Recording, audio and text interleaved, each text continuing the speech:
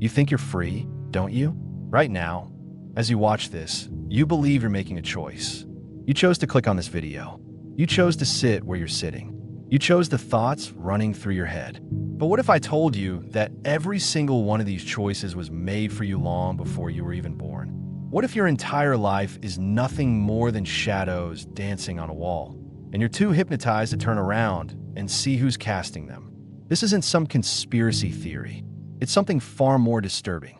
It's the truth about human consciousness that Plato discovered 2,400 years ago, a truth so unsettling that most people would rather live in comfortable delusion than face it. And here's the most terrifying part. The prison he described has become so sophisticated, so perfectly designed, that we now build our own chains and call it freedom. Let me ask you something, and I want you to really think about this. When was the last time you had a truly original thought? Not something influenced by what you read online, not something shaped by what your friends think, not something molded by what society expects of you, but something that came purely from you. Can you remember? I'll wait. The silence you're feeling right now, that's the sound of your mind realizing something it doesn't want to admit. That voice in your head telling you this is nonsense, that you're independent, that you think for yourself. That's not your voice. It's the echo of 1,000 other voices that have been programming you since the day you were born. In ancient Athens, around 380 BCE, Plato sat in his academy and wrote what would become one of the most disturbing philosophical thought experiments in human history. He called it the allegory of the cave, but it wasn't really about caves at all. It was about you. It was about me. It was about every human being who has ever lived. And it was a warning that we've been ignoring for over 2 millennia. Picture this. You're chained in a cave, facing a wall. You've been there your entire life. Behind you, there's a fire, and between you and the fire, people are walking back and forth, carrying objects, talking, living their lives. But you can't see any of this. All you can see are the shadows these people cast on the wall in front of you. And here's the thing that will make your skin crawl. To you, those shadows aren't shadows. They're reality. They're the only reality you've ever known. The shadow of a man carrying a jug isn't a shadow, it's a man. The sound of voices echoing off the cave walls isn't an echo, it's how people actually talk. Your entire understanding of existence is based on a projection, a distortion, a lie. And you don't know it because you've never known anything else. Now, Plato's story gets interesting. What happens when one of the prisoners breaks free?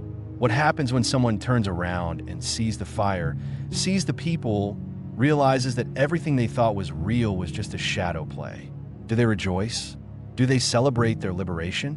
No, they're terrified. Their eyes hurt from the light.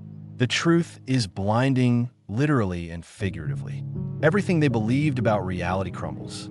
Their friends, still chained to the wall, think they've gone insane. The freed prisoner tries to tell them about the fire, about the real people, about the three-dimensional world behind them. But the chained prisoners don't want to hear it.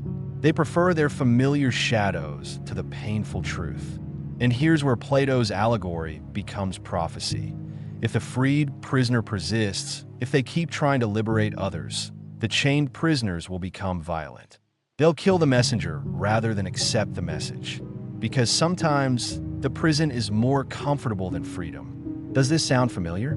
It should, because right now, as you're watching this, you're living inside the most sophisticated cave ever constructed. Only this time, we didn't build it out of stone and chains. We built it out of screens and algorithms, out of social media feeds and news cycles, out of consumer culture and manufactured desires. And the most diabolical part?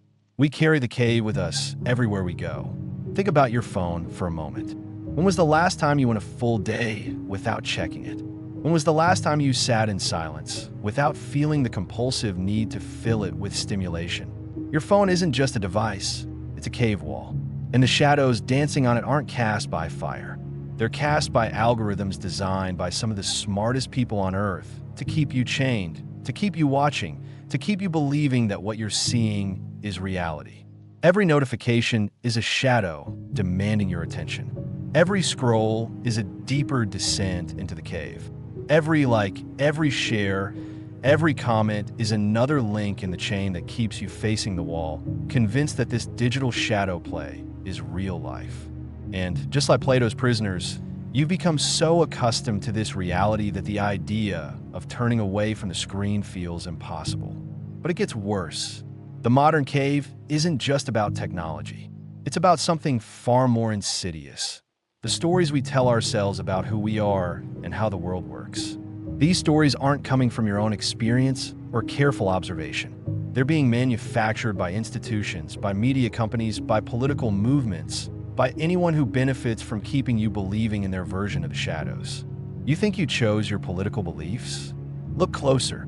They were shaped by the media you consume, the people you surround yourself with, the algorithms that curate your information. You think you chose your career goals? They were influenced by what society told you success looks like, what your parents expected, what your peers were doing. You think you chose your desires, your fears, your dreams? They were crafted by marketing executives, by cultural narratives, by social pressures so subtle you didn't even notice them forming you. This is the invisible prison. Not bars and walls, but ideas and identities that feel so natural, so much like you, that you never think to question them. You're not just chained to the wall, you've become the chain. You're not just watching the shadows, you've become one. And here's what makes it truly terrifying. The people casting the shadows know exactly what they're doing. They've studied human psychology. They understand your cognitive biases, your emotional triggers, your deepest insecurities and desires. They know how to make you feel like you're making free choices while you're actually following a script they wrote. The ancient Greek word for this kind of manipulation was phantasia, the power to create compelling illusions. But Plato understood something that modern manipulators have perfected. The most effective prison is the one where the prisoners believe they're free. Consider how this works in practice. You wake up in the morning and check your phone. The news feeds you carefully curated outrage designed to keep you angry and engaged. The social media shows you lifestyle content that makes you feel inadequate, so you'll buy more products.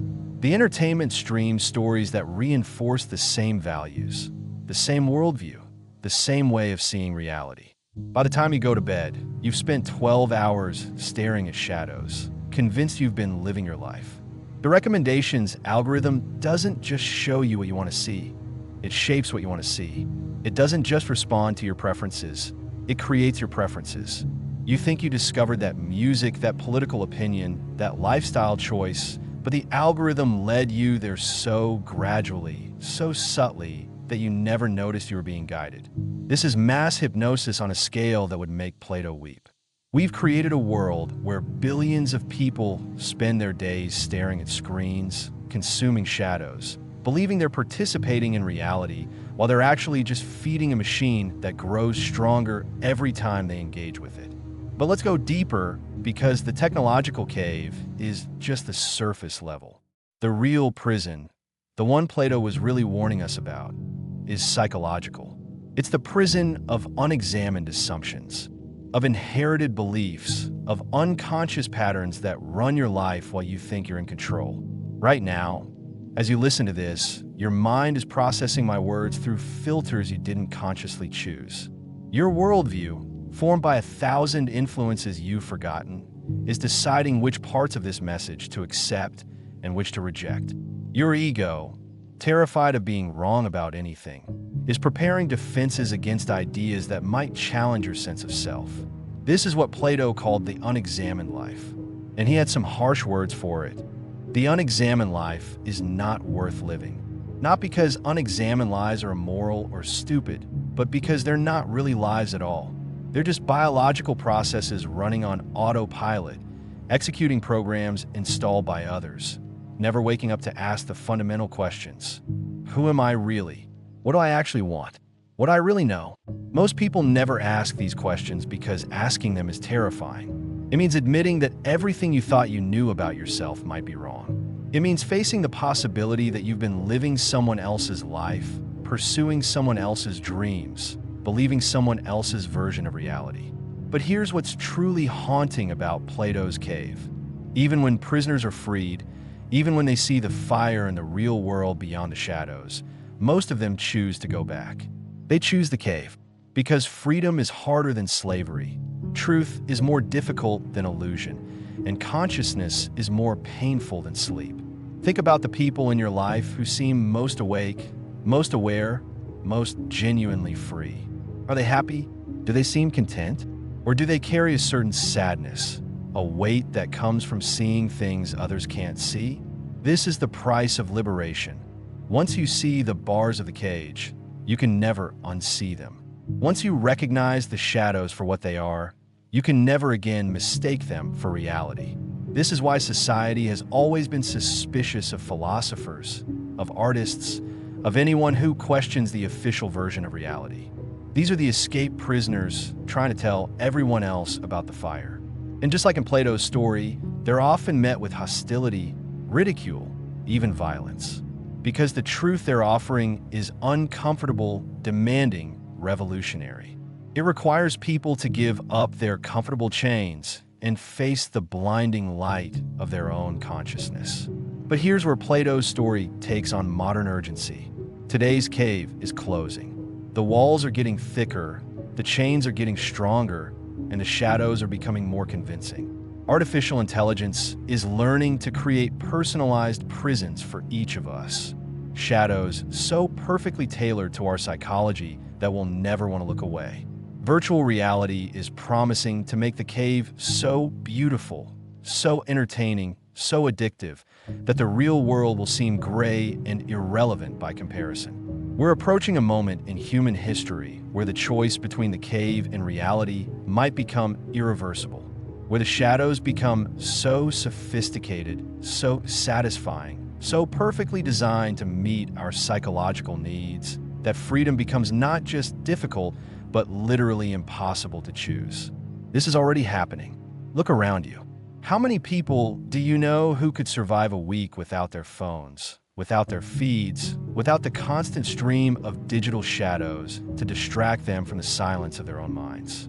How many people do you know who have the courage to sit alone with their thoughts, to question their beliefs, to examine their lives without the comforting noise of the cave?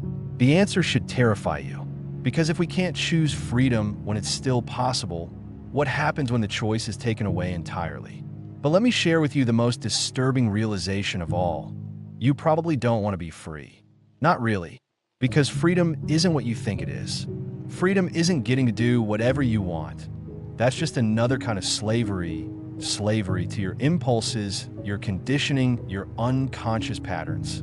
Real freedom is the ability to choose your response to any situation, to act from consciousness rather than compulsion, to see reality clearly rather than through the filter of your fears and desires. And that kind of freedom is terrifying because it means taking full responsibility for your life. It means admitting that you created your own prison, that you chose your own chains, that you've been complicit in your own imprisonment. It means giving up the comfort of blaming others, of being a victim, of believing that your problems are caused by forces outside your control. Most people would rather stay in the cave than face that truth. It's easier to believe that someone else is holding you back than to admit you've been holding yourself back. It's more comfortable to blame the system, the algorithm, the government, the economy, than to realize that you've been giving away your power every day through 1,000 small choices to remain unconscious. This is the real message of Plato's cave, and it's why his allegory has survived for over 2 millennia. It's not a story about ancient prisoners or philosophical abstractions. It's a mirror. It's showing you the truth about your own life, your own choices, your own comfortable captivity. The chains on your wrists, you put them there. The shadows on the wall, you choose to watch them. The prison around you, you built it one compromised choice at a time, one unexamined belief at a time, one unconscious reaction at a time. But here's the secret that Plato knew and that modern culture desperately doesn't want you to discover. The key to your prison is in your pocket. It always has been. The chains that bind you are made of nothing but your own attention, your own belief, your own consent. The moment you stop giving your power away to the shadows, they lose their power over you. This doesn't mean turning off your phone and moving to a mountain. That's just changing caves. Real liberation means developing the ability to see clearly, to think independently, to choose consciously. It means questioning everything you think you know, especially the things you're most certain about. It means being willing to be wrong, to be uncomfortable, to be different from everyone around you. It means waking up inside your own life and asking, what here is real? What here is shadow? What here is choice? And what here is compulsion? What here is mine? And what here was installed by others? These are not easy questions. They're the hardest questions you can ask. But they're also the only questions that matter, because until you ask them, you're not really living. You're just running programs, executing code, playing out scripts written by others. The escaped prisoner in Plato's cave has a choice when they see the fire. They can return to their chains and pretend nothing happened, or they can face the difficult journey toward the sunlight, toward reality, toward freedom. But they can't make this choice for others. Each person must choose for themselves whether to turn around, whether to face the light, whether to leave the comfort of familiar shadows for the uncertainty of truth. And that brings us to this moment, right now. As these words reach you, you have the same choice. You can dismiss this as philosophy, as abstract theory that has nothing to do with your real life. You can go back to your feeds and your screens and your comfortable shadows, telling yourself that you're different, that you're already free, that this doesn't apply to you. Or you can do something terrifying. You can turn around. You can start asking questions you've been avoiding. You can begin to examine the beliefs you've never questioned, the choices you've been making unconsciously, the ways you've been giving your power away without even noticing. You can start to see that the person you think you are, with your opinions and preferences and desires and fears, is mostly a collection of shadows cast by other people's ideas. And in seeing this, you can begin to discover who you actually are underneath all the programming, all the conditioning, all the noise. This is what Plato called the ascent from the cave. It's not a one-time event, but a lifelong journey. Every day you face the choice between consciousness and sleep, between freedom and comfort, between truth and illusion. Every moment you get to decide whether you'll react from your programming or respond from your awareness. The journey is difficult. Your eyes will hurt as they adjust to the light. Your friends and family might think you've lost your mind. You'll discover that most of what you thought was solid is actually made of shadows. You'll realize that the person you thought you were is mostly a fiction. You'll face the terrifying and liberating truth that you are far more free and far more responsible than you ever imagined. But here's what Plato knew and what every escaped prisoner discovers. The pain of consciousness is nothing compared to the pain of unconscious living. The discomfort of seeing clearly is nothing compared to the suffering of being controlled by forces you can't see. The difficulty of freedom is nothing compared to the horror of discovering, too late, that you sleepwalked through your entire life. The shadows will always be there, dancing on the wall, promising easy answers and comfortable lies.